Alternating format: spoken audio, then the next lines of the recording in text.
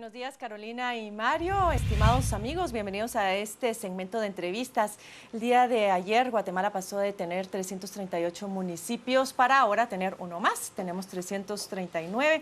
Vamos a analizar con Miguel Castillo de la Universidad Francisco Marroquín y con Gerson Sotomayor del Instituto Comparado en Ciencias Penales de Guatemala.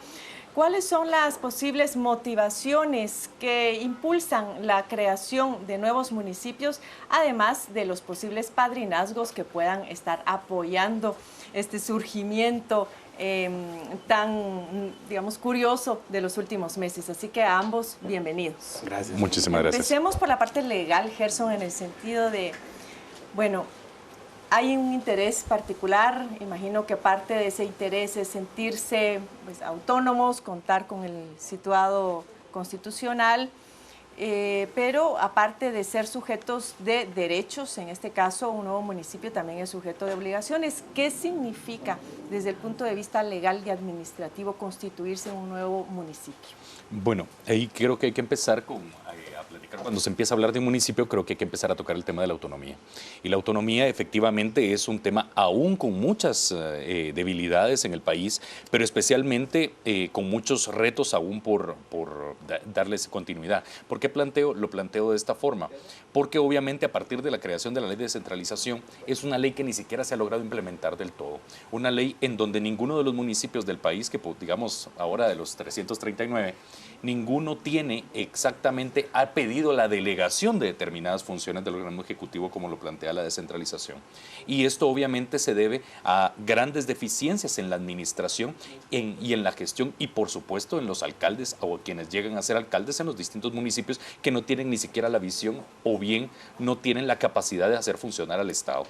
Estos pequeños municipios generalmente operan exclusivamente a través del situado constitucional. Un situado constitucional que obviamente no va a alcanzar para cubrir las necesidades mínimas del municipio y no se tiene la capacidad de poder generar, en la mayoría de municipios, la capacidad de poder generar autosostenibilidad para el propio municipio. Pero si uno de los requisitos es precisamente demostrar que se es autónomo, ¿cómo es posible que entonces se aprueben si van a depender absolutamente del situado? Entonces, ¿en base a qué se califica esa autonomía? Sí, es un tema bastante formalista, porque hay que recordar que cuando pasa al Congreso de la República un expediente para la declaración de un nuevo municipio, necesita acotar varios pasos. Ya lleva dictamen de CONRED, dictamen de gobernación, etcétera, etcétera, etcétera, que es un tema bastante formalista.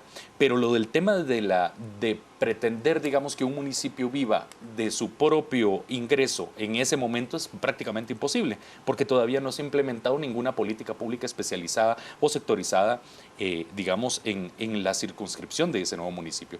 Entonces, hasta ese momento no se puede, simplemente se queda en papel en blanco y negro, avalado por los dictámenes que llegan al Congreso de la República para ver la posibilidad real de que se pueda generar un nuevo municipio y obviamente generar una gestión autónoma y eficiente que no se da en el 98% de los municipios del país, diría yo.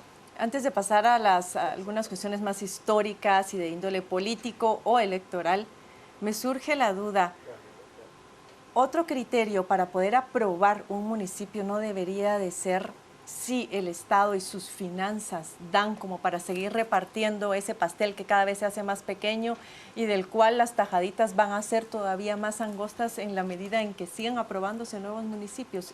¿El factor financiero no juega en esto? Pues debería de hacerlo, como tú lo planteas, especialmente el Congreso de la República debería de tomar en consideración esto. Creo que en este momento no hay un mayor impacto económico dentro de la creación de un municipio. ¿Y por qué lo planteo? Porque es el mismo bolsón de dinero el que se fracciona aún más, pero no es que se genere un mayor, digamos, caudal de presupuesto necesario para poder cubrir las necesidades de otro municipio, sino que es lo mismo simplemente lo que se reparte. A los municipios ya existentes ya no les tocará lo que les corresponde, sino que les tocará menos. Entonces, creo que es así de sencillo. Para el Estado, propiamente viéndolo en colectivo, no significa un impacto significativo. Por el contrario, creería yo que si se logra administrar bien el tema de la gestión local, es importante la generación de localidades más especializadas, más específicas, que permitan realmente generar gestiones más ad hoc a las necesidades de los habitantes del país. Ahora, además de estos intereses económicos por acceder a este situado constitucional, hay otra serie de cuestiones subyacentes que son de índole histórico, político, electoral incluso. Cuéntenos, Miguel, ¿qué es lo que usted ve ahí? ¿Qué lectura hace de esta situación? En el caso específico de Zipacate, y también usted tenía alguna otra información sobre Petatán, que también fue el otro municipio o la otra aldea que está aspirando a ser municipio, que ayer no se pudo concretar. Sí, yo creo que en ese sentido hay, digamos, hay varios factores. El primero creo que es el sentimiento local que prevalece en Guatemala. Guatemala es un país muy localista, digamos, donde la identidad de las personas se genera especialmente a partir de lo local, que puede ser una comunidad o un municipio. Entonces siempre hay, digamos, en muchos lugares ese sentimiento de identidad que se expresa versus usualmente el municipio al cual pertenecen. Esto también, toda esta generación de municipios que hemos tenido en los últimos años también se debe a un factor histórico que quizás el momento más importante fue en 1935, cuando Jorge Ubico a dedo rehizo los municipios del país, y digamos, así como Zipacapa no es mal, pero también Santiago Petapán, digamos, eran municipios y los rebaja a categorías de aldeas, y así hubo varios de este tipo que se convirtieron, digamos, en aldeas. Entonces hay una situación aspiracional de volver a lo que siempre, a lo que se tuvo antes. A lo que fueron, y todo. de aspirar a volver a ser municipio. Factores de identidad históricos, digamos, que subyacen en muchos de estos factores, digamos, San Jorge versus Zacapa, que se dio en el año anterior, pero obviamente en los momentos actuales tiene que ver más con los recursos. Usualmente hay aldeas que se sienten marginadas, digamos, del gobierno local, que no les traslada, que digamos que no los toma en cuenta para sus necesidades, no los atiende bien, y empieza a generarse ese sentimiento de división. Hay otros que, como Zipacapa, quizás como los que hicieron el año pasado, La Blanca respecto a Ocos, donde es más bien que la dinámica económica del municipio no está en la cabecera, sino está en la aldea. Obviamente, digamos, La Gomera es un lugar más bien de residencia de personas que están ligadas a la industria agrícola, en particular del azúcar, mientras que Zipacapa en los últimos años ha logrado desarrollar una industria turística mucho más, digamos, muy importante, que tiene, digamos, que está generando ingresos a la población, tiene pesca también, es decir, genera ingresos. Y esto empieza a marcarse, digamos, en la población, aquello de que, bueno, nosotros somos los que producimos, producimos, digamos, impuestos también, es decir, generamos ingresos a partir de lo que producimos, lo recibe el gobierno central, lo devuelve al municipio, pero el municipio no nos devuelve nada. De autonomía, digamos. Sí, La Blanca fue el caso más extremo, quizás, versus Ocos. Digamos, antes era un municipio hasta el año 2014, pero La Blanca es la parte, digamos, que tiene mayor riqueza, la que produce. Mientras que Ocos es un puerto abandonado, una zona que no tiene mayor relevancia. Entonces siempre está ese sentimiento. Pero creo que también en esto influye el aspecto político electoral, como muy bien lo mencionaban. Es decir, en el año 2014 surgen 4 nuevos municipios en el país, ¿verdad? San Jorge, La Blanca, El Chal, y La Máquina respecto a, digamos, a Cuyotenango. Claramente son motivados por factores político-electorales, ganar votos. Hay diputados, digamos, que especialmente los distritales, que de esa manera buscan congraciarse con una determinada parte de la población, y al ofrecerles esto es como ponerles una zanahoria, a que salten y brinquen, digamos, y que le respalden a él con tal de conseguir esta situación. Creo que en buena medida también lo que sucedió con Zipacate el día de ayer es lo mismo, es decir, es parte de arreglos, digamos, electorales que se van dando a través del tiempo, y que los diputados asumen compromisos, y como ya todos saben que esta cuestión le favorece a todos, es decir, ya no es solo Escuintla, sino que por todos lados se da, hay una especie de fraternidad, digamos, dentro de los diputados, de que, sí, ayúdame porque tengo un compromiso electoral y mañana tal vez tú lo tienes o ya lo tuviste y debo de apoyarte, digamos. Entonces esto genera, digamos, como digo, juega con factores que son históricos y son de identidad, pero que también terminan siendo de manipulación política, ¿no? ¿Cómo lo ve desde la perspectiva del Congreso de la República? Usted que se maneja de manera tan cercana ahí con varios diputados, el tema de padrinazgos en este sentido, de los municipios. Bueno, pues obviamente el caudillismo en las localidades pues es un hecho innegable, ya inclusive sale en el informe de CICIG precisamente cómo operan digamos, esta cercanía y estos vínculos con caudillos locales. Obviamente, digamos, hay dos perspectivas de verlo como hemos estado tratando. Uno es bajo la perspectiva de la generación de políticas públicas a través de localidades. Eso, desde esa perspectiva, creo que es absolutamente positivo. La generación de municipios que permitan, que en teoría deberían permitir generar mayores políticas públicas y mejores políticas públicas que satisfagan necesidades de los habitantes. Por otro lado, la parte de, obviamente, del voto, que lo que estaba mencionando Miguel, del voto que se requiere, digamos, de parte de los políticos, de parte de la población. En este caso, obviamente, lo que sí se configura es que generalmente se empiezan a crear los municipios y nos vamos dando cuenta en departamentos donde tienen caudillos en el Congreso muy enraizados.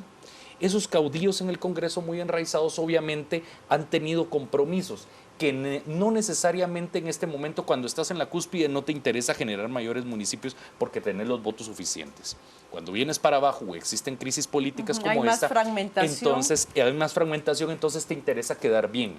Te interesa generar nuevos caudales, pequeños focos electorales que te permitan realmente configurar una reelección o configurar nuevas estructuras que te logren mantener apoyo. Pedacitos de voto duro, posiblemente, y simpatías. Así es. Entonces, después de un trámite de 10 años, digamos, para hacer un municipio, ¿cuánto le va a agradecer la gente a determinado diputado que haya impulsado la generación del municipio? Obviamente van a pasar otros 10 años de agradecimiento, si lo queremos ver así, de la gente hacia un diputado que obviamente impulsa uno de estos temas. Cosa que no estoy diciendo que esté mal.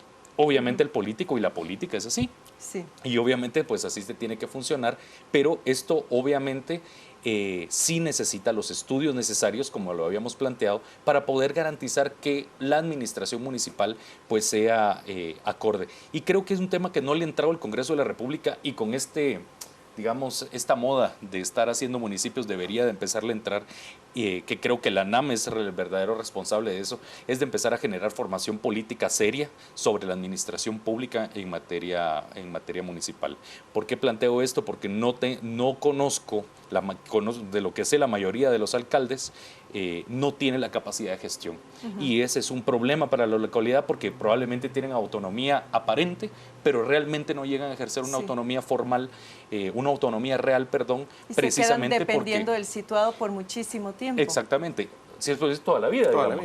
La vida, Toda la vida. Entonces no hay generación de impuestos a lo interno, no hay búsqueda de recursos en cooperación internacional y otro tipo de cuestiones, no hay una aplicación real de políticas públicas, y entonces es cuando los municipios en muchas ocasiones empiezan a agarrar a las policías municipales de tránsito, por ejemplo, en vez de agarrarlas como un tema de ordenamiento urbano, lo empiezan a agarrar como un tema de cómo recapitalizar a la municipalidad, cosa que desnaturaliza totalmente las funciones de las policías municipales. Licenciado Castillo, ¿qué opina usted de esto y sobre todo de ese indicador interesante de los padrinazgos y de mantener los cacicazgos en algunos lugares? En este caso, ayer circulaba que el principal interesado en mantener ese cacicazgo en esta área en particular era Arístides Crespo. Yo creo que es así, es decir, estas son las lógicas que han prevalecido en los últimos casos de municipios que se han creado. Pero yo también quisiera mencionar algo que es la vulnerabilidad que se crea. ¿Por qué? Digamos, el próximo en ser declarado municipio, quizás en esta misma semana, sea Santiago Petacán, que se separa de Concepción Huista. La zona Huista es una zona muy vulnerable a temas de crimen organizado, en particular de narcotráfico.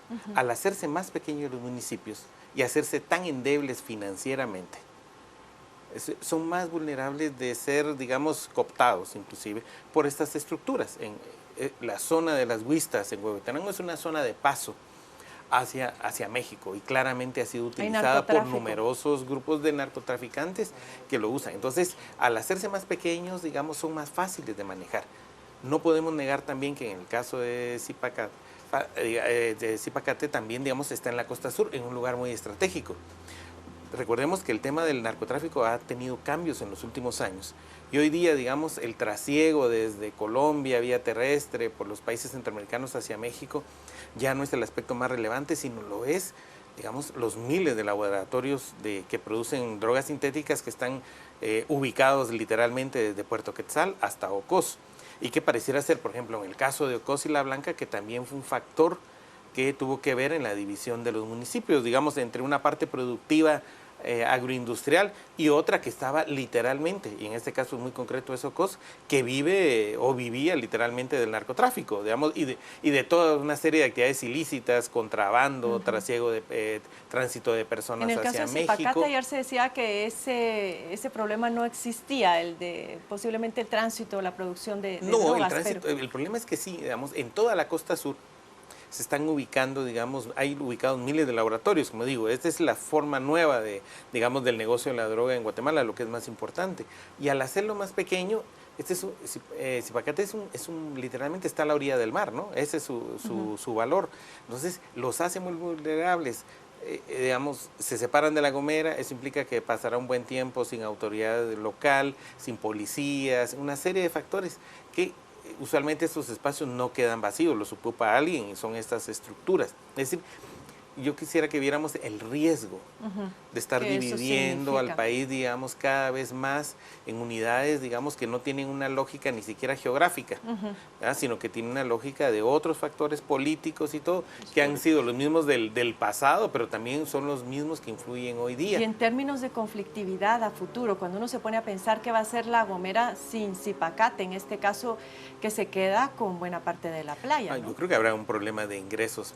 Si bien este municipio depende mucho de la actividad del azúcar, digamos, pero digamos la fuente real de ingresos propios venía de la actividad económica ligada al mar.